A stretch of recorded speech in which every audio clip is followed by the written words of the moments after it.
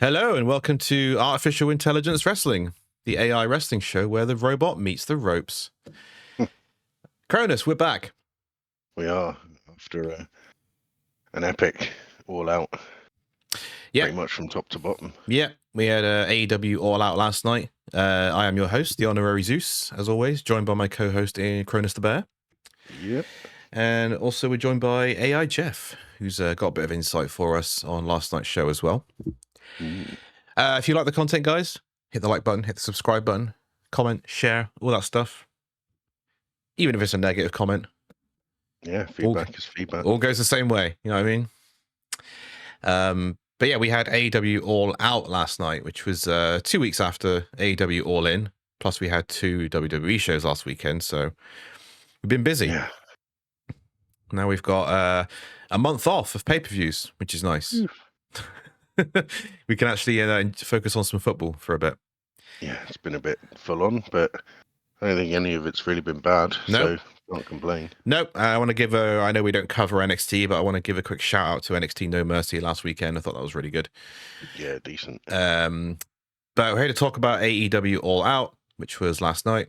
Finished around just before 5 a.m. So usual time slot, about 4 hours for an AEW show, which is fine. Yeah. I thought the show was great. I thought it was a really good show. Might be my second favorite AEW show of the year behind Revolution. And I thought we didn't have as many matches on the card, which is something we said about All In. So I'm hoping that's a recurring theme going forward. Yeah. No, it was nice and trim. I think it flowed nicely as well. It did, yeah. Pacing was very good. Pre-show was a bit of a traffic jam. Trio hour, yeah. So instead of 0 hour, it became Trios hour. So we're going to breeze over basically what happened on the pre-show. Most of it was largely unimportant. There was also a Morame segment, which probably didn't go down as well as they'd hope it would. But yeah, pre-show happened. It was an hour and a half. And they squeezed 4 matches in to that 1 hour, and they were all trios matches, I think. There's one tag match, which was the Acclaimed versus the Iron Savages. Yes. But yeah. They did have Billy Gunn and that other roided up guy there as well. Roided up guy? I don't know if you guys say roid. Probably not. Jacked Jameson is his name? Yeah. Huge jacked man. He just seems like he's constantly on a roid rage. Yeah. So that happened. The Acclaimed won in 8 minutes, and then we had Hologram, Sammy Guevara, and Dustin Rhodes versus the Premier Jobbers with Smart Mark Sterling. Babyfaces win 9 minutes 50. We had the Bang Bang Gang, the Guns, and Juice Robinson beating Evil Uno, Alex Reynolds, and John Silver of the Dark Order in 7 minutes. And then we had, to me, the shock of the night. The Undisputed Kingdom got a victory. For once, they're not disputed. They are, yeah. Last night they were undisputed. They defeated the Beast Mortos and Shane Taylor Promotions. What the fuck is going on there? And Top Flight with Action Andretti, who I think are really good. Yeah, amazing. Mortos seems like a beast for hire at the moment. He does, yeah. Less of that, please. Undisputed Kingdom won, and they celebrated like Daniel Bryan at WrestleMania 30, which I thought was hilarious. I mean, they deserve it, to be fair. I mean, and then Roddy finished off celebration going, "You see that hook?" Big things coming for the Undisputed Kingdom, as you've seen. That went just over 10 minutes, and that was the longest match of the 4. And then we had a returning Sky Blue, who is still injured. Well, I don't think she is injured, but she came out with crutches on. She's a Chicago native, so hometown pop. That's where the pops ended, unfortunately. Mariah May came out to basically just chastise Sky Blue in front of the hometown and the hometown crowd. And yeah, no one really reacted to this. Mariah May made a comment about they call this city the Windy City because everybody blows or something.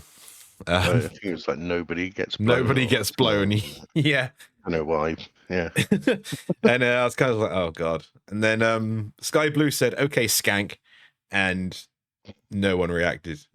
and I did laugh, but I just wanted the segment to end. Yeah, bless him. There was some talk about a Mariah May celebration, and there was some talk about, who's going to interrupt? And as much as I like Queen Aminata, I think it being on the pre-show, we knew it wasn't going to be anyone major. But we got Queen Aminata. I thought it might be Julia Hart or something, just because she's been out for a while. She's got history with Sky Blue. Maybe she'd come out and help and be kind of a babyface. But we got Queen Aminata. Do you see Queen Aminata challenging Mariah May at some point? Or is this just a kind of one-off thing just to fill the pre-show out, which didn't really need filling out anymore? I don't know. Yeah, I'd have pegged Aminata more as sort of TBS first, at the very least. I do think she's on the way up. She's great, but I mean, jumping straight to a world title feud might be a bit too much too soon. Yeah, it might. I mean, I know we have to suspend our disbelief in wrestling, but we need to make these observations when we can. I think she's good. She's largely been on Collision and Rampage. Yeah. But I'd like to see more of her on Dynamite. From what I have seen of her, she is, very good at what she does, and more of her developing an on-screen character, and having more promo segments and developing rather than just going straight into a match with Mariah May, just kind of cooking a bit first. I think it'll be good. Yeah, no, definitely. She won't win, but we're in an era of wrestling where 90% of it is largely predictable to the point where it's not a problem. Predictable isn't always bad. No, and you keep having the predictable matches. Somewhere down the line, the unpredictable one is going to hit even harder. I think it's going to be like, oh, crap. Yeah, and that's a good point actually, and that actually brings me to a larger point of things that happen once every now and then that stand out, which is probably a discussion for later on in the show with a couple of matches that we saw. But yeah, we'll get to that in a moment. But we kicked off with Maxwell Jacob Friedman versus Danny Garcia. Speaking of unpredictable, this was very unpredictable because of Daniel Garcia's contract situation. So this was impossible for the audience to predict because you can't deduce this from the booking. This is a real life financial contractual thing that only AEW is familiar with. So Daniel Garcia's deal is due to end soon. He still hasn't re-signed as far as we know. So the result of this match was likely going to depend on what was happening backstage, which none of us are privy to. So this was really unpredictable. What did you think of this match? Oh, it was an excellent match. Told a great story. Yep. Obviously, Danny coming back from the neck injury, suffered at the hands of MJF, wanting to do the same to MJF. Yeah. But the match itself was back and forth, near fall after near fall. Yeah, it was brilliant. Cinema, as the kids say. As the kids say, it was cinema. Yeah, this was awesome. I think this, if you combine story and in-ring work, everything together, this might be my favorite match of the night. For bell to bell. Story they told was simple but effective. Both guys are great in ring. Everything MJF touches turns to gold. And Garcia's an up-and-comer. And I think it was good for him to be in the ring with someone like MJF, in a feud with someone like MJF. Definitely. Just because, MJF just elevates everyone he's with. 100%. He's great. I thought Garcia would get the win. He didn't, which says to me that he hasn't re-signed a contract yet. So I don't know. I think the way that they booked it was very clever. So they had him lose, but they had him look very strong after. So I think that's a wise strategy for keeping people guessing. Yeah. The low blow as well. It's up MJF's alley. And then the Garcia beatdown afterwards. Yeah. He did get what he wanted, but he didn't get the dub. Yeah, exactly. I think if he'd have lost and then he'd just walked out the arena, you'd say, well, he's off to NXT. That's it. Game over. A lot more telling, yeah. Yeah. But he looked strong. He didn't get the win, but I think if he hasn't re-signed a contract yet, you're not going to be put over MJF. That's just not how the business works. So I understand that. Yes or no answer, Kronus. Does he re-sign with AEW? Put me on the spot. That's what it's all about, Paul. My heart says yes. Yeah. Because I think the way he wrestles probably suits AEW a bit better. And I don't know if his character work is quite up to scratch for WWE just yet. He's still sort of finding that niche for himself. Yeah, it's a difficult one. I think with the character work, I think the middle ground would probably be NXT. Yeah. I think he signs with AEW. I think he's staying, and I think he ends up in WWE in the future. Because I do think I think he will go on to be a very good sports entertainer. If that makes sense. Yeah, I mean, he stopped doing his dance for the moment. Got the Red Death back. Sort of sad about that, but a little bit. Just during this match, sorry guys, I've got quite a tickly throat at the moment, so apologies if I keep clearing my throat. Shout out to Daddy Magic on commentary, man. This guy's awesome. He's just so good. He has grown on me. He's so good. He annoyed me. He's grown on me, definitely. You know, I have the same feelings about Daddy Magic that I do about Hank and Tank in AEW, in NXT. They're just so much energy, really easy to listen to. They exude lots of fun and confidence. But I think I would love to see Daddy Magic on commentary in a more permanent role in the future. I think he's great. But yeah, this was great in-ring stuff. We had pile driver after pile driver. Daniel Garcia did get his revenge with a pile driver off the top rope after the match, and MJF left on a stretcher. Garcia left through the crowd like a badass, and that was 23 minutes. They went. This was the perfect match to open the show. I think opening with MJF has been a tried and tested solution. I think it was the right move here. But yeah, it was great stuff. Totally, yeah. Next up, we had the Young Bucks, Matthew and Nicholas Jackson, who defeated the Blackpool Combat Club duo of Claudio Castagnoli and Wheeler Yuta in 15 minutes. This is your weekly reminder that tag team wrestling sucks at the moment. Didn't care about this. I mean, the match was made on Wednesday, was it? I think so, yeah. It's just like after a sort of beatdown / save from beatdown. Yeah. Claudio put the challenge out. It was a bit random. I thought the match was fine because it's 4 great pro wrestlers. Yeah. But in this day and age, it's not enough for me. It's not enough to win me over on a pay-per-view anymore. You know what I mean? I need more. It's predictable. Yeah. There wasn't really any much of a story around it at all. No. I know it doesn't necessarily need it all the time, but you know, if we're going to make the tag division better, you need it. Yeah, and I think it's not needed all the time, but I think it is a running problem with the tag team division as a whole. And the best they can come up with is Acclaimed won an eliminator match, and FTR don't like it. Yeah, and that's basically the only tag team story we've had in the past 6 months. Involve other teams. You've got, like I said to you in the pre-show, the Iron Savages are actually, they look really good. They're entertaining. Yep. The Outrunners. Outrunners, the Guns, I think, are being a bit underused as a trio. Yeah, they're really come on leaps and bounds, like individually and as a team. Yep. You've got Top Flight. Oh, Top Flight, incredible. You know, Private Party. Yeah. GYV are in the mix now. So yeah, they've got the tools. They just need to put them to work. Yeah. I think you've got the foundation there for a really solid tag division. It's never going to be as good as it was when it started. No, which is fine. You don't have to have the best tag team division ever assembled at all times. You know, we get that that's a hard thing to maintain, especially when you lose teams like, you know, the Lucha Brothers and, you know, the Bucks aren't what they used to be, and FTR aren't what they used to be. And obviously with the tragic passing of Jay Briscoe, we don't have the Briscoe brothers anymore. You know, but we need better than what we've got. And yeah, I think you're right. The Guns, I think they're incredible. Top Flight are awesome. The Outrunners they're just made for TV. Yeah, I know that. Tony might. I don't want to do sports entertainment. He's like, do it. These guys are awesome. They're going to get over with the crowd. Like the guy's called Truth Magnum, for God's sake. What name that is?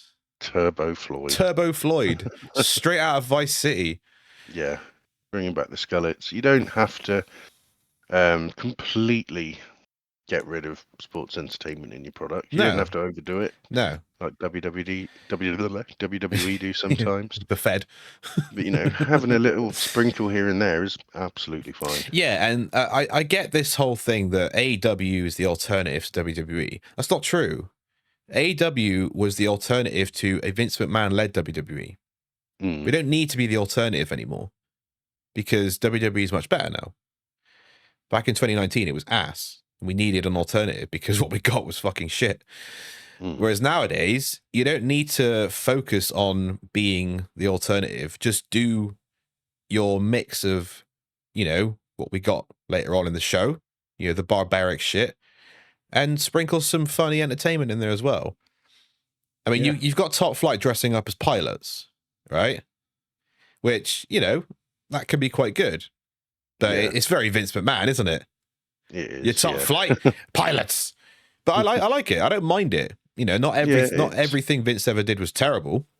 Yeah, I mean, it's something new for them. Yeah. It might be a little bit funny sometimes. But... I mean, what, you're telling me that when the Acclaimed were at their height, they weren't pure sports entertainment? Like, they weren't popular because they were indie wrestlers. They were popular because of their gimmick, and it really worked. So I wouldn't shy away from something like that, especially when you have someone like the Outrunners. If it's working, run with it. Yeah. If it's not, then don't. Yeah. So I hope they do make use of the tools they've got. I'm sure they will. I mean, how much longer can we do the Bucks versus FTR? So the Bucks win, obviously, in 15 minutes. Predictable.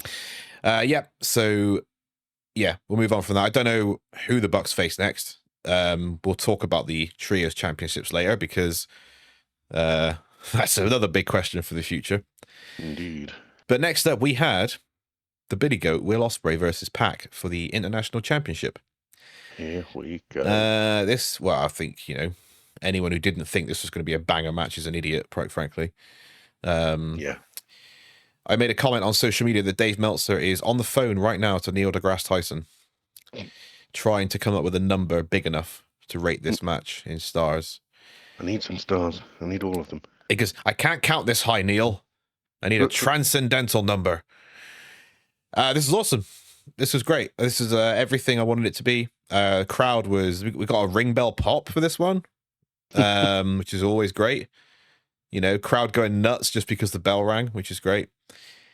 Ospreay and Pac have just got so much natural chemistry together. They're two wrestlers that you always look at and think they'd have a banger match. Definitely. I mean, we haven't seen a lot of Pac recently. I know, it's criminal. Ospreay obviously is at the top of his game, but Pac really looked great here. It was good to see him back in a match where he can properly showcase that. Yeah, and I think back to... I know he had lots of visa issues, didn't he? There was a bit, and some illness, I think, as well. Okay, yeah. But yeah, he's too good to not be featured on television. I always think back to his days as Adrian Neville in WWE, and just like he's just a completely different performer. And he's a prime example of wrestlers who fare much better in AEW than in WWE. Swerve Strickland being another prime example. But this was just, as the kids say, 5-star classic, man. It really was. It was well paced as well. They didn't get straight into all the crazy, bonkers, flippy, brutal stuff. That flippy shit. No, it wasn't. wasn't a circus act, was it? No. No, I thought it was very good. They did all the hits. In Ospreay, I think, is at the top of the industry at the moment when it comes to pro wrestling. Yeah. And he's got an amazing character and charisma about him. I think he just knocks out the park in all departments. Again, I didn't think for a second Ospreay was losing, but I didn't care because, it was just really entertaining and a journey. Yeah, exactly. And, I spoke to PW Bites about this pay-per-view. Shout out to you, brother. And he said that he thought this pay-per-view was built quite well considering the short time between All Out and All In. And yeah, I agree. I do agree, yeah. And I think they did a lot of work before All In to set up All Out, which I liked. Even this match, like it felt like it had some heat, even in the short time it had been built. It felt important, and I appreciated that. So yeah, hats off to AEW, hats off to Will Ospreay, hats off to Pac. We're not going to break it down move for move because we'll be here all night. There were a lot. There were a lot of moves in this match. If you like moves, this is the match for you. 20 minutes this went. So yeah, great stuff. Will Ospreay retains the International Championship. Later on, there was a backstage segment between him and Ricochet, who I don't know, man. I still just don't like him on the microphone. I mean, he's obviously there to showcase his in-ring work, but yeah, I just think it's, not everyone's good on the microphone. I'm not going to hold it against him. Can't be good at everything. No, exactly. Unless you Will Ospreay, but not everyone's Will Ospreay, unfortunately. No. Next up, we had Kris Statlander with Stokely Hathaway versus Willow Nightingale in a Chicago street fight, which I thought was the best women's match all year. I thought this was fucking great. Yeah, I was expecting it to be good, but it blew those expectations out of the water. It was amazing. Yeah, I think these are the two best women in AEW. I think is just no question about it. Willow, I think, is top, and Statlander is just underneath her. Yeah, women bumping is great because it's not something we saw for a very, very long time. And, they need to put themselves on a similar level to the men. And I think this is a great example of that. Absolutely, yeah. Yeah, we had swanton bombs off the top rope through tables that... And I saw some people say, oh, she botched it and missed the table. And it's like, that's what makes these matches great. Like, this isn't a technical masterclass we're watching here. Yeah. Like, if somebody misses a swanton bomb for a table, great. It looks even better. It adds to the chaos of the match. And it's something that we see in every match like this. Not everything goes to plan. And it just makes the match even better because it's got that element of chaos. And as long as they're not seriously hurt, who cares? Yeah, totally. We had Statlander doing the splits on some thumbtacks. Yeah. And my partner for the next 5 minutes just goes, she's got thumbtacks in her ass. And I was like, yes, she does. She's like, why did you take him out? And I was like, adrenaline, man. It's also the largest muscle in the body, so I'm sure it's fine. Statlander gets the win here. And conveniently, this wasn't for the title that it previously was slated for, the CMLL Women's title. So I think something's gone on here between AEW and CMLL where CMLL don't want Willow to lose the title, but AEW wanted to give Kris Statlander the win. Yeah, definitely. So there had to be some movement there. Because Willow won it all in. I think. Yeah, Willow won it all in, didn't she? Yeah. So I think Kris Statlander winning here was the right move. But yeah, the CMLL title was not involved. I think like it was scheduled for. So I don't know what happens there. Again, don't really care about that title. Don't think it has any business being on television. Get rid of it. AEW television anyway. Yeah, and I think the title, I mean, like the fact that the title wasn't on the line, I only realized because of social media. Like if Bryan Danielson and Jack Perry wasn't for the AEW title, you'd be like, hang on a minute, where's the title? Yeah. But with this one, I didn't notice or care until I saw it online. I didn't need it either. No, absolutely fine without it. This was awesome. This had energy. Crowd was absolutely hot for this, as Chicago crowds always are. Yeah, just great work all around. We had a great spot on the stage where I think Statlander swings a baseball bat and Willow just summons a light tube out of nowhere.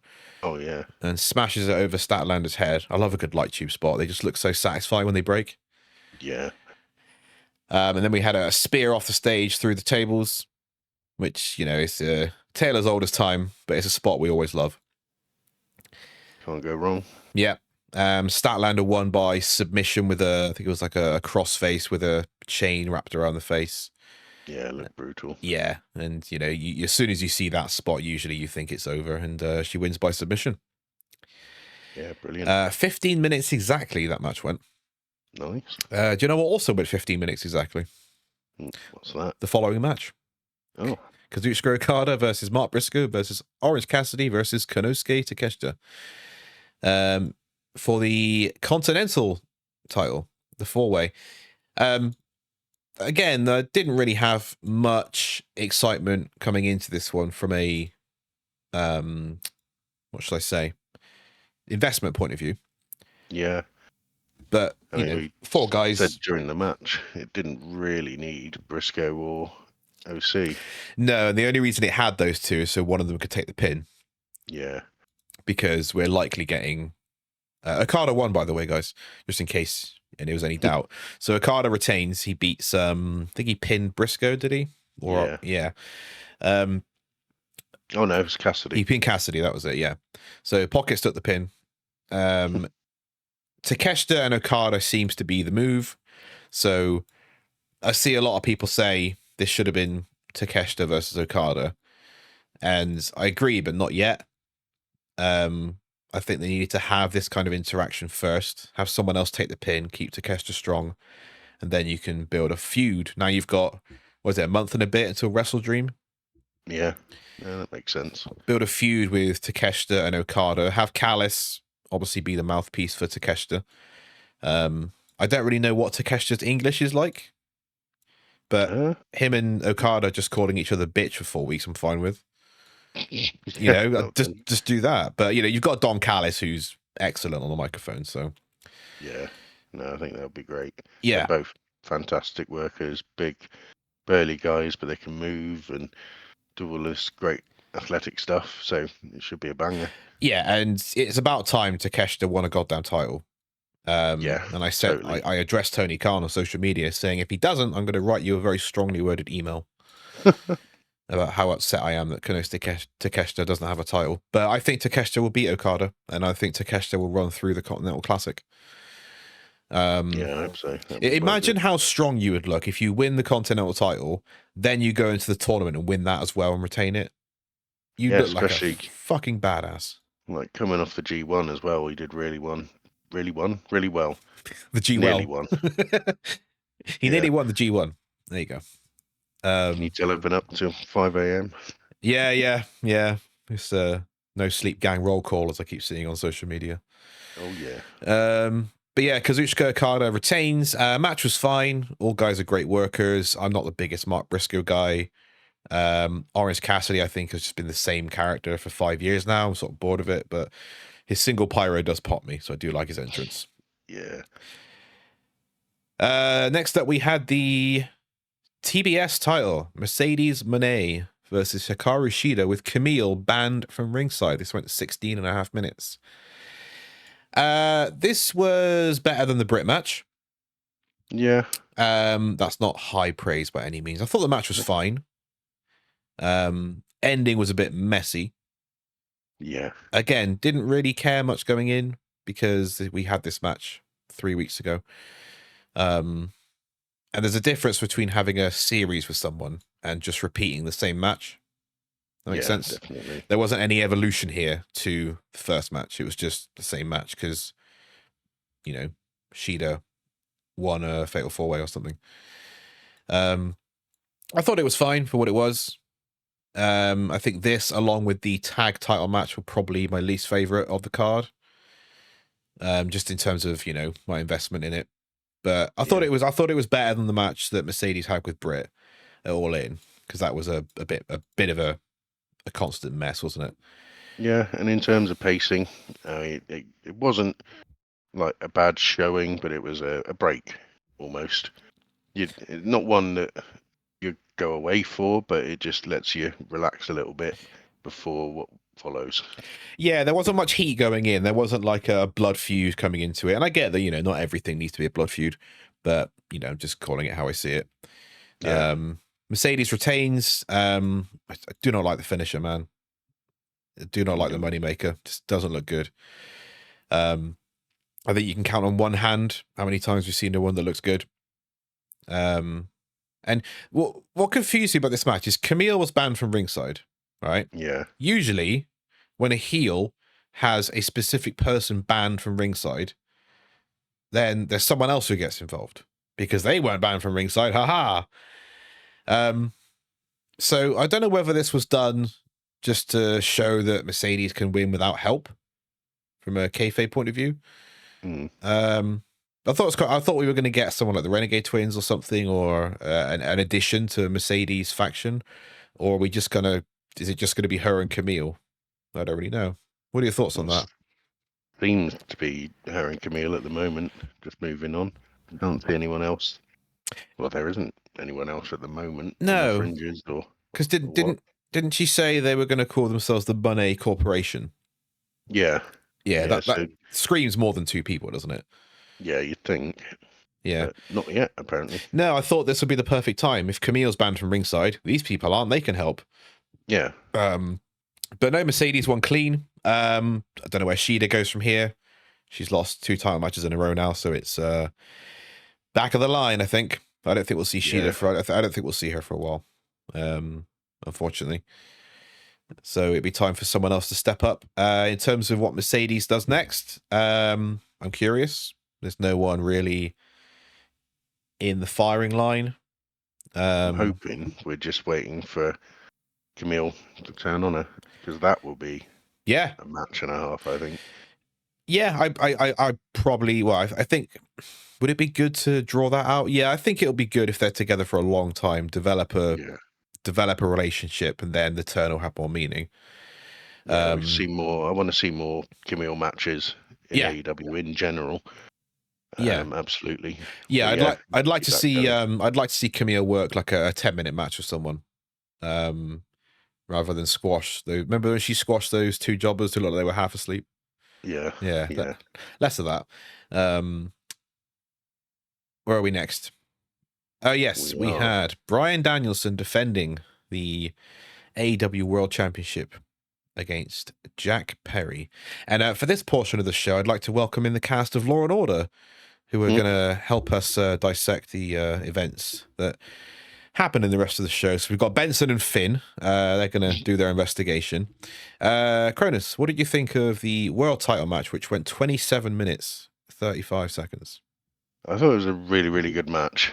Obviously, the crowd heat for Perry was a bit, like you said, more sort of fuck off heat than go home heat. Yeah. It was more. I think what Tony tried to do here was say, "Oh, if I put Jack Perry in Chicago, they'll give him nuclear heat." Yeah. Whereas in reality, they genuinely do not like the person, so they're just gonna go, "We don't fucking care." Yeah. I mean, they popped enough for Bryan. Yeah. And when Bryan was on top, the crowd were well into it, which is fine. I think that's probably what they were going for. Well, I think Bryan Danielson is the second most pure babyface we've ever seen in wrestling, second to Hangman Adam Page, of course. So I think Bryan Danielson will get great crowd reactions, whatever he's doing, just because I think he is up there with the best baby faces of all time. I mean, they're not going to boo him now. He's on his retirement run. No, exactly. Especially after he was actually killed at this match as well. Spoiler alert for later. But I thought the match was good. It was fine. Jack Perry, I think, is fine. I don't see him as a main event guy. I don't. Not yet. No, he's still young. I do have to question the timing of his push. And I don't want to assume that Tony is just giving him a push despite CM Punk. But we know how Tony feels about CM Punk, and the timing is there. And I don't want this to negatively affect Jack Perry just because Tony's got a grudge. You know what I mean? Yeah, no, that's fair. And I hope it doesn't. I don't think it will. I mean, as we said, Perry's young. He's got all the time in the world. Yeah. And hopefully the only direction is up. Yeah. He's still TNT champion, isn't he? Yeah. So... Yeah, and I'm just gonna put every belt on Bryan. Yeah. No, this is did he come out with the TNT title? I don't think he did he? I can't remember. No. I mean, the Bucks were holding his scapegoat thing and his title when he arrived in that van. They didn't have them with him. That was it. Weird. Cool. Yeah, match was fine. Yeah, it was a good match. They're two very good wrestlers. I don't think anyone thought that Jack Perry was going to win. Obviously, he was given the main event because it's Chicago. We know that. Yeah. I thought the sell for the Psycho knee was awesome. Oh yeah, the flip. Yeah, brilliant. The perfect timing. You could see him jump before he's hit, but that's what you're supposed to do, and it looked great. Yeah. It's so easy to get that wrong. Bryan Danielson wins in 27 minutes, but this was all about the post-match. Oh yeah. So first of all, we had a reunion with the Jurassic Express. Yeah. So Bryan Danielson's celebrating, and then Luchasaurus comes out, and there's a few things that you're thinking here. The first thing I was thinking was, there's no way Danielson is retiring to a cash-in, right? No way. So Luchasaurus is there, face-to-face with Jack Perry, which is great. Christian's music hits. He walks out with this, will look like a laptop. Kind of looked like, the thing Jericho used to carry the list about. Yeah. That's a good comparison. Yeah. So it was the list of fathers, should we call it? So yeah, the theory that they are using that gauntlet match as a cash-in mechanic is true. Yeah, I like that though. Yeah, I mean, it's worked in WWE for years. It's got a bit sour recently, but it's got a fresh coat of paint in AEW. Yeah. So yeah, no problem with that at all. And they're walking down to the ring, and Jon Moxley shows up and stands in front of them. And as soon as I saw Jon Moxley, I thought he's turning on Bryan. Yeah, I thought it was going to be Moxley that turned on Bryan, but turned on the rest of the BCC as well. Yeah, because I was not expecting what came next. No, that was the bit I wasn't expecting, because obviously Moxie's been presented as a anti-AEW heel on television for the last 3 weeks. Yeah. And I was like, well, he's not going to side with Bryan, is he? So obviously he's face-to-face with Christian, and they're like, haha, it's 4-on-1. And then the BCC get involved with, Pac, Claudio, and Wheeler Yuta. So the patriarchy back off. Cash-in is safe for another day, as it should be. I think it would have been dumb to do it here. Yeah, they're not going to do it on Bryan. No. Whoever beats Bryan might have it done on them. No, I mean, yeah, exactly. Because I don't think you want Christian. I do see Christian as being a world champion. I do. Just for his character work, but not at the expense of Bryan. So whether it's Darby Allin who dethrones Bryan, and then Christian cashes in on Darby Allin, fine. But yeah, patriarchy walk away, and BCC get in the ring, and they all celebrate with Bryan. You could telegraph it, couldn't you? Yeah. You knew something was coming, and that's not a bad thing, because it means they're telling a story very well if you can see what's coming. And then all of a sudden, Claudio uppercuts Bryan. Bryan just no-sells it completely, like he's just been poked in the shoulder. And he looks at Claudio like, what are you doing? And I thought it was quite good. It was a great reaction from Bryan. This is where we need law and order on the case. Jon Moxley put a plastic bag over Bryan's head. Yeah, I'll stop there. Very dark. It's how do I put this? It's an unsettling image. It's unnerving. It's shock value. Now, from an AEW point of view, I think this and what followed it was fantastic for the core AEW audience. I think if AEW's goal, and I don't know if this is their goal, if their goal is to bring in a more casual audience and expand their audience, then this is not how you do that. Because I think a lot of people, and I did see on social media, a lot of people did not like this at all. They thought it was... I mean, that's a fair reaction. Yeah. I think. And this was, as Tony Khan would so eloquently put it, for the sickos. Yeah, for the sickos. I mean, I always thought for the sickos was just matches that make no sense because you like who's wrestling. That's how I used to define it. But I mean, for me, this was fine because, I don't mind. I mean, obviously, I don't they're mind. Not actually going to kill him. No, not at all. Like they were trying to. No, it's an unsettling image. It's unnerving, and do I care about AEW's viewership? No. Does it affect me personally? No. But I guess as long as AEW get their TV deal, which apparently they are pretty much done. So yeah, I watched a bit of the post show. Yeah, so people can shut up about that for now. Mm. Then I don't think it matters. I think though that I spoke to a few people about this to get their thoughts, and I think the overarching thing was what you said earlier, which was, you know, if this happens once in a while, then it has a big impact. Absolutely. I did see something from Fightful that a few months ago, before Eddie Kingston was injured, he did an interview where he had wanted to do a spot with a plastic bag over the head, and Tony Khan said no. Yeah, I saw the thumbnail, but I didn't go into it. Yeah, for reasons. Yeah, so clearly his mind's changed there. well, that makes me think this was Bryan Danielson's idea, because he's going to get whatever he wants in his final run, or at least he's okayed it. Yeah. I mean, you could see he was breathing. Like, you know, it wasn't as if he was like turning blue and struggling to breathe. Obviously, there's either holes in the bag or the bag is loose. You know, this is it's not real. It's supposed to give you that image of this is shocking. But I can understand how it makes some people uncomfortable, whether it's for personal reasons, whether people are genuinely scared of the sight of that. You know, it can, you know, people react to things different ways. You know, people don't watch horror films for that reason. It's the shock factor, isn't it? Yeah, it's shock factor. Yeah. Was it necessary? I'm pretty sure of course, you could have done this angle just as eventful without it. Fine. Yeah. But it's something that basically took AEW to a different place temporarily. Yeah. And it's memorable as well. It'll be talked about for a long time.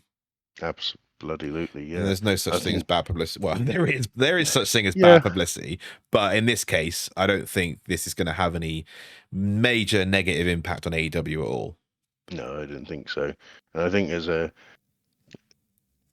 something that stood out for me was Wheeler Yuta. Yes. Being sort of held back by Pac, getting really emotional, crying. Yeah. And that was what happens there. Yeah. Because he's 1/3 of the trios, and Pac and Claudio went off with Mox and Marina. I'll tell you what you do with the trios titles. Pop them in the bin. Pop them in the bin. If you want to make a good tag division, I think they do need to make way. You can't have both. No, I'm sorry, you can't have a tag division and a trios division and have them both flourish. I think, yeah. I mean, we can do a separate episode on which trios should become tag teams, etc. I mean, House of Black, for example. Yeah. Buddy Murphy and Brody Lee tag team, Aleister Black singles guy. 100%. I mean, a fucking idiot could figure that out. I mean, I could go next door right now and show them a picture of House of Black and go, what would we do with these three guys? And they would say Aleister Black singles, Brody King, and Buddy Matthews as tag team. It's the biggest home run they've got. 100%. But on the indies, it was Brody and Aleister, Malachi, as their Kings of the Black Throne. Yeah, I get that. As a tag team. But now, 100%, it should be Malachi going for the singles and those two others in the tag. Yeah, I mean, it writes itself. I mean, he was a tag team on the indies, but in Black and Gold, he was singles, and that's the reason we want him as a singles wrestler, because of his work in Black and Gold, because he absolutely killed it. Buddy Matthews is a tag team guy, I think we can say that. Yeah, it was Drake and Murphy. Blake and Murphy. Yeah, that's it. They were great. I thought I only liked Blake. What happened to Blake? They're pretty decent. I'm not really sure. Yeah, didn't they try and repackage him into that Forgotten Sons thing? I think so. With the guy who said all the Trump stuff, so they fired him, and then they all just went. Can they fire Jericho for the same reason? He's a Trump guy. No. Sorry, a bit of a. But he wasn't on this pay-per-view, so we got a break at least. Yeah, first time ever. Second time ever, actually. The first time was last year's All Out in Chicago. Isn't that weird? Oh, yeah. Maybe he's wanted in Chicago. Maybe there's somebody in Chicago who just hates him so much, he's like, I'll stay away. I'll leave it. Hit out on him or something. Yeah. Bit of a tangent there, guys. We went on talking about Blake and Murphy and Chris Jericho. None of those are on this card. Where were we? Yeah, Wheeler Yuta. I think he's a natural babyface, you know. Yeah. I mean, you remember when he was sort of just before joining the BCC, that match with Mox? Mm. I thought that was brilliant. Yeah, Really amazing. It made him. he's It really elevated him. a small guy. He's got a very welcoming, friendly aura about him. Yeah. I don't like his mic work as a heel. No. So I think this was a very, very good move. Yeah, trios titles in the bin, but they won't do that. But I think they should. Yeah, it was jarring. I thought the whole thing, in a good way. Yeah, no, very. Really conveyed a lot of emotion. Pac, obviously, firmly becoming a heel now. He's kind of been a bit of a lone wolf, hasn't he, before he joined the BCC? Yeah, I mean that's by no fault of his own. No. Well, Death Triangle sort of just falling apart. Yeah, yeah. But I think even now, I think he's in a better position now than he was with Death Triangle. Yeah, Because Death Triangle, you know, what were they were putting on good matches. That's about it. Whereas now he's part of something with John Moxley, Marina Shafir, who I still don't care about, but she's there. Yeah, I'm willing to let that play out. Yeah, I mean, if she doesn't, if it works for her this time. If she doesn't talk and she just kicks ass, fine, that's fine. I'll never get that "you know me" promo out of my head, unfortunately. But I mean, is this how Shane McMahon makes his appearance? Do you think, as the leader of this faction? Oh God, Moxley saying this isn't your company anymore. I mean, it makes sense. Think of that. It makes sense to me. I mean, if you are going to debut Shane, I think. I mean, a lot of people are very split on Shane in AEW. I don't really care, to be honest. But if he is going to come in, I think you have to bring him in as an invasion style angle. Manager rather than a wrestler. Do not let him wrestle. Yeah, do not let him wrestle. Please, please, please. No, I think he has to come in as the manager of this faction and basically do the angle they tried to do with the Elite, which sucked. Yeah. And present a real threat to the ownership of AEW. I don't want Christopher Daniels. I don't want him in his fucking stupid bow tie. I don't want that. I want Tony. Love you, Chris Daniels. You're a great legend. But yeah, I don't want that. I want proper week to week blood feud between Tony Khan and Shane McMahon. Now, Tony Khan cannot carry himself on TV. That's the problem. Yeah. He cannot do it. He's not that guy. No, he's not. All. And to be honest, neither is Christopher Daniels in lieu of Tony Khan. So I don't know how they do it. Do you know what I do? I say I do it. I mean, I don't want babyface MJF, but he will be perfect to kind of be in that role. He needs a pure babyface. Maybe it's Bryan Danielson. Maybe it is.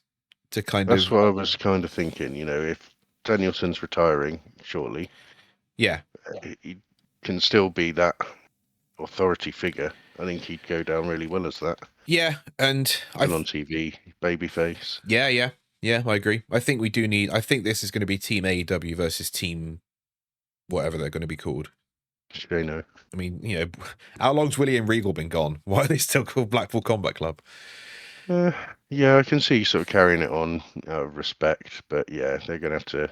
They will be going through a name change. Yeah, I'm sure. Yeah. Let's just hope it's better than the conglomeration. Oh God, yeah. But yeah, I thought this was memorable. I thought it was very well done. I'm looking forward to how it progresses. And AEW is really good at doing stuff. They're really good at moments. Often it's the follow through that's kind of fallen off a bit. Yeah, I think that's a fair assessment. Like, you know, when the Bucks did the TK driver on Tony Khan and his dad came out. Yeah, that was crazy, and they just fell off. Nothing happened. Yeah. The Devil storyline, I mean, fell off, obviously because of injury. But we've seen in other companies that injuries can make things better if you do it properly. So no excuses. But yeah, I'm excited to see what happens next. Yeah. But now we'll move on to the lights out steel cage match between Got another babyface victory here for Hangman Adam Page against Swerve Strickland in 31 minutes. I mean, wow. Yeah, this was.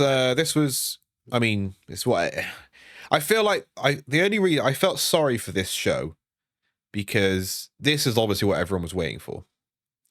The show was great. The show was great, but going in, this was what everyone was waiting for. I think a lot of the matches over-delivered. For example, Kris versus Willow, didn't think it was going to be as good as it was. Yeah. MJF Garcia, I thought that was way better than I thought it was. I thought Danielson and Perry was better than I thought it was going to be, just because I didn't care about Jack Perry. But when this card was announced, this was the match that most people were most excited to see. I think that's fair to say. Yeah. I'll let you take this one, Kris. What do you think? I mean, well, a little bit of background. I live on my own in a little flat. So about... That's apartment for our American viewers. Yeah, cool. I can't remember exactly what time the match went on. About 20 past 4, I think. Between 4 and 5 in the morning. It's not often I react out loud on my own. I found myself saying, holy fuck, and oh my god, many times during this match. Yep. I woke up my cat a few times, shall we say. My cat was very confused as well. I was still awake. She kind of looked up at me and goes, "It's 4 in the morning. Why are you still here?" And I'm like, "Page and Swerve are on." Yeah. Yeah, this was brutal. I don't like steel cage matches in general. Maybe that's because, WWE has conditioned me that they limit what you can do in the match sometimes, purely because of a lack of space sometimes. Yeah. They're the same. And I was thinking, like, did I prefer this match over the death match? That's what I was thinking halfway through this match, because that death match was fucking crazy. Yeah. But by the end of this match, yeah, I thought this was fantastic, and it was everything I wanted it to be. And Hangman Page is a babyface, guys. I don't care what anyone says. I had loads of people on Twitter at the end of this match saying, "Do you still think he's a babyface?" Like, yes. Swerve started this, Hangman finished it. That's my stance on it. But yeah, this was barbaric shit. This is another case from Law and Order, where at the end of this match, not going to go through it move by move and spot by spot, but we'll speak about the main spots. But at the end of this match, Hangman brings out a hypodermic needle. And he pulls out the grill in Swerve Strickland's mouth over his teeth. And he jabs the inside of his mouth with a needle, presumably in kayfabe, it's some kind of tranquilizer. That's what I thought, yeah. Yeah. Obviously, there was nothing in it. Maybe some saline or something. But, and then he takes a chair, and I thought the camera work on the chair shot was great. Because when you see the fan footage of the chair shot, it's basically a nothing chair. Like, if you pressed the chair with one finger, it would fold. You know what I mean? Yeah. So it was obviously, yeah, shaved down. It still sounded horrible when there was an impact on the head. Okay, so still not great, but it was better than the Mark Briscoe Jack Perry one for sure. Yeah. I think they learned a lesson there. Yeah, so Hangman Page wins via knockout. But yeah, this was brutal, and I think it was what everyone wanted it to be. And I was thinking to myself before this pay-per-view, I said, "Oh, I bet you what they do is they'll get in the ring before the cage comes down, and they'll try and trap them in the cage." And I wish I'd posted that on social media, because that's exactly what fucking happened. Amazing. But yeah, it started off hot. What spots do you want to go over, Kronus? Anything stick out to you? Oh, the cinder blocks. Good yeah. God. Yeah. And especially the Page one. And yeah, another example of where it was probably botched, but it added to the match. Yeah. Because he didn't land on it, he scraped it, which is so much worse. You could see it. It looks so bad. Yeah. That's definitely going to sting. Yeah. Because if you land on something like that on your back, I think I said this to you, your back is supposed to bend that way. Yeah. So it's, it looks horrible, but it's actually fine. It's going to hurt because of the speed and impact. But, if you lie on a spine deck, that's exactly how your spine is supposed to bend. Yeah. But landing on it at an angle and scraping, oh my God, that is going to hurt today. Mm-hmm. I like the fact we saw a man stab another man with remnants of his burnt down house. Yeah, that was savage. That was quite good. I thought that was a nice touch. Stomp through the table was absolutely spot on. Might be my favorite looking spot of the match. I also like the house call into the face of the cage. Oh, yeah. Just all out from these guys. A lot of good storytelling here. A lot of psychology used. Swerve laughing. They brought back the staple. But instead, this time it was Swerve stapling Hangman's face. Yeah, all round great stuff. The ride, yeah. Yeah. Now the needle spot was another topic of discussion on whether this was too much or not. I think this was probably not as bad as the bag over the head spot for me. No. For me, I also think that Hangman and Swerve have been on television hating each other for over a year. So they've got the kind of history that warrants, and this is what we presume, a culmination, an end for now.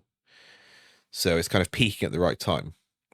Yeah. Whereas Moxley putting a bag over Danielson's head in their first real kind of interaction, maybe I can see that, they want to make a statement as a heel faction, but, where do you go from there? Where do you go from trying to suffocate somebody with a plastic bag? I guess we'll find out. But yeah, I thought this was, not as bad visually. No. Because, that area of the mouth is basically invulnerable to damage. It's quite a soft part of the body, isn't it? The inside of the cheek. Yeah, and it will heal fairly quickly. Yeah, he didn't put it in the gum, guys. I saw some people saying he shoved in his gum. No, because that's fucking agony. Yeah, that would absolutely kill. Even with anesthetic, that fucking hurts. I've had a lot of that, and it's absolutely interminable agony. So no, he did not inject him in the gum. It was in the side of the cheek where all the fleshy stuff is. If he even did it at all, it might have just been a gimmick needle. Or a shaved down needle. But I think there was a picture of Swerve not holding it, and it was sticking, so it was obviously injected somewhere. Yeah. But and then the chair. Kind of like you said with their death match. So how do you escalate from there without actually killing a man? And I think that served kind of into that, Yeah. It was horrible and brutal, but it wasn't something we'd seen before.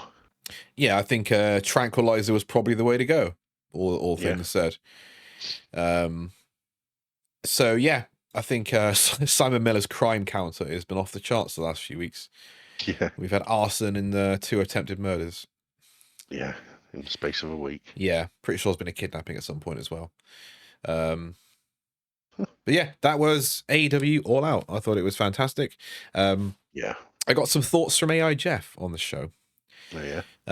So yeah, he's been, I said to him, I said, give me some fair and honest points of AEW All Out.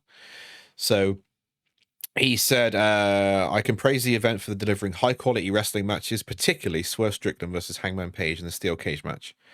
It was highlighted for its brutality and storytelling combined, and has often been described as one of AEW's best feuds ever. He also praises the match between Ospreay and Pac, noted for its athleticism and the intensity. He said it was a better show for AEW storytelling. He said, whilst AEW's ability to tell compelling stories through its matches has never been in doubt, the long-term aspect has often been questioned. However, in matches like MJF versus Daniel Garcia, where, in my opinion, Garcia was elevated significantly, largely by MJF's performance, which is showcasing AEW's knack for character development. So up a couple of his positives of the night. Yeah. Critiques. He doesn't like commentary. Does he not? No. He says social media highlighted some complaints about commentary, particularly from Excalibur and Jim Ross, which some felt detracted from the matches rather than enhancing them. He also says the violence and stipulation has been widely debated. While the violence in matches like the steel cage match was praised for its intensity, there was criticism regarding how these elements were sometimes over-executed in a way that could put off some of the viewership and can be seen as just for shock value rather than storytelling. So yeah, that's two good and two bad from A.I. Jeff. I think the good there far outweigh the bad, in my opinion. Yeah, easily. I mean, I'm not a huge fan of commentary in A.W. anyway, which is why I love when Daddy Magic's on. Jim Ross, I think, obviously we love Jim Ross. He's, the GOAT of commentary. Yeah. I think he's probably, I don't know if you noticed with Jim Ross, but he feels like he's got no filter whatsoever at the moment. It's been that way, I think, for quite a while. Yeah, but he'd get in hot water about sort of voicing his opinions on things live on he just bury the product live. Yeah. Yeah. It's like, come on, man. Yeah. And I think because we haven't seen him for a while, it really stands out when it does happen.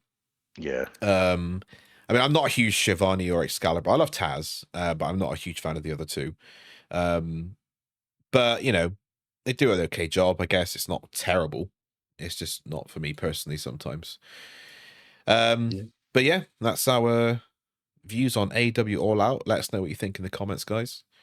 Yeah, please do. Give us a like, give us a share, give us a subscribe. We've got some more content coming out. We've got loads of content on the channel. We've got top 10s. We've got what we think of women's wrestling, NXT, AEW, WWE, tag team wrestling coming up, how we would book John Cena's final year in WWE, and our new series, Fantasy Book Club, where we will go over some fantasy booking scenarios. That could include anything from AI generated wrestling federations to how we'd book the Raw Rumble using AI. So lots of exciting stuff coming up. But for now, we will see you on the next episode. Yeah, take care. See you later, guys. Bye.